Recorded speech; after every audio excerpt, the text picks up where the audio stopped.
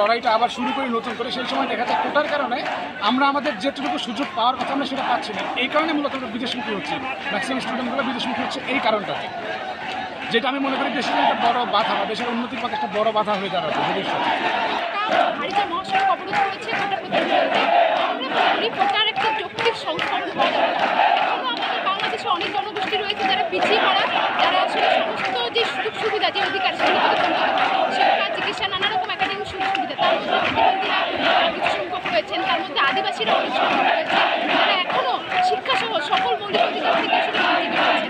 তাই আমরা মনে করি এরা আসলে কোটার একটা যোগ্য উদ্দেশ্যী, কিন্তু মুক্তিযুদ্ধ কোটার কোটার একটা আধিপত্য এখানে সৃষ্টি হয়েছে, সেটা আসলে বিরোধিতা করা প্রয়োজন। কারণ আপনারা জানেন যে স্বাধীনতার 51 বছর পরেও প্রকৃত মুক্তিযোদ্ধা বা প্রকৃত মুক্তিযোদ্ধা সন্তানরা খুব কমই রয়েছে যারা চাকরি ক্ষেত্রে আসছেন, মূলত আসছেন মুক্তিযোদ্ধা লাভ। আমরা মনে করি এরা আসলে কোটার অধিকার আসলে রাখেন।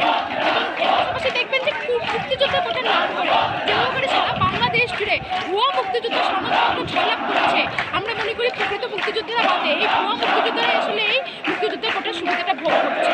তাই আমরা এই মুক্তিযোদ্ধা কোটার এবং চাই। তার পাশাপাশি আমরা মনে করি যে আমাদের দেশে অনেক প্রান্তিক অঞ্চলের নারীরাও আসলে সমস্ত ধরনের অনেক বাধা, অনেক প্রতিবন্ধকতা দূর করে, অনেক লড়াই করেই তারা আসলে এই পর্যন্ত আসলে রাস্তায় আছি কোটা প্রথার বিরুদ্ধে।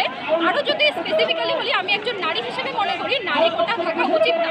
কারণ আমি স্কুল লেভেল পার করেছি, এইচএসসি লেভেল পার করেছি, আমি অ্যাডমিশন টেস্টে মেধার স্বাক্ষর রেখে প্রত্যেকটা অ্যাডমিশন টেস্টে ভালো করে আমি জাহাঙ্গীরনগরের মধ্যে কম্পিটিটিভ এক্সামে যখন আসতে পেরেছি, আমার মনে হয় না আমার আলাদা করে নারী কোটা রেখে আমি যে মেধার স্বাক্ষর রেখেছি সেটাকে আমরা প্রশ্নবিদ্ধ করা হয়। এর জন্য সকল রকমের অযৌক্তিক দাবির সাথে আমি এটাও মনে করি যে কিছু কিছু স্পেসিফিক ক্ষেত্রে রাখা হোক, সংবিধানের 28 নম্বরের সাথে মিল রেখে। সারা দেশব্যাপী আমাদের আন্দোলন চলছে কোটা সংস্কারের পক্ষে, এবং আমরা নারীদের অবস্থানটা এখানে যদি একটু স্পেসিফিকভাবে বলি, তাহলে আমাদের বক্তব্য হচ্ছে যে আমরা ক্লাস 12 শেষ করে একটা পাবলিক বিশ্ববিদ্যালয়ে ভর্তি হয়েছি, সেখানে আমরা কোনো ধরনের প্রিভিলেজ ছাড়া, অর্থাৎ আমরা নারী কোটা ব্যবহার না করেই আমরা একটা পাবলিক বিশ্ববিদ্যালয়ের মতো জায়গায় আসতে পেরেছি। আমাদের কথা হচ্ছে একটা মেয়ে যখন পাবলিক বিশ্ববিদ্যালয় পর্যন্ত আসে, তাহলে তার পরবর্তীতে চাকরি পেতে গেলে কেন তার কোটার প্রয়োজন হবে? সে ইনাফ মেরিটোরিয়াস জন্যেই সে পাবলিক বিশ্ববিদ্যালয় পর্যন্ত আসছে এবং পরবর্তীতে সে চাকরির জন্য কোয়ালিফাই করবে। এখন আমাদের বাংলাদেশের সংবিধানে কোটা প্রথা যখন নারীদের জন্য কোটা যখন রাখা হয়েছিল, তখন আমাদের নারী সমাজ যথেষ্ট অনগ্রসর ছিল, যার কারণে নারীদেরকে একটা এক্সট্রা প্রিভিলেজ দেওয়া হয়েছে যাতে করে তারা আমাদের মেইন স্ট্রিমে আসতে পারে। কিন্তু এখন বর্তমান সরকার আমাদের নারীদের ক্লাস 8 পর্যন্ত পড়ালেখা অবৈতনিক করে দিয়েছে এবং উপবৃত্তির ব্যবস্থাও তারা করেছে।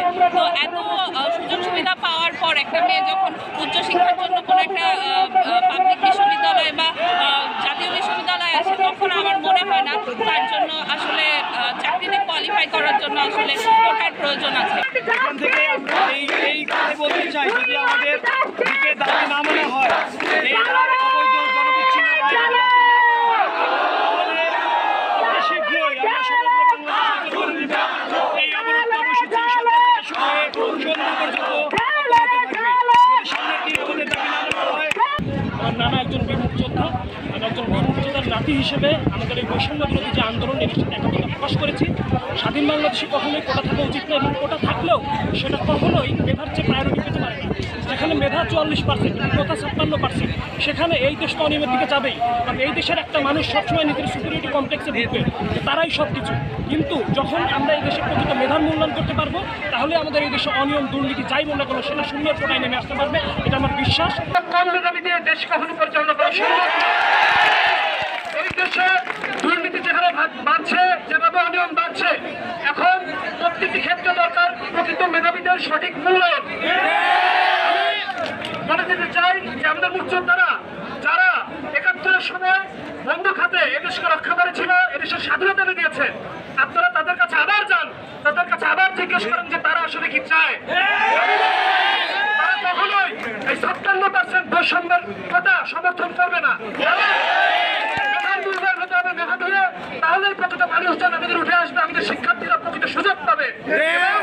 আমি আপনাদের সকলের সাথে একাত্মতা পোষণ করে আপনাদের এই আন্দোলন সারা বাংলাদেশে ছড়িয়ে পড়ুক, এই প্রত্যাশা ব্যক্ত করছি। পরিপত্র তাহলে জয়ী করতে হবে আঠারোর পরিপত্র তখন জয়ী করতে হবে ঠিক আছে না ঠিক আছে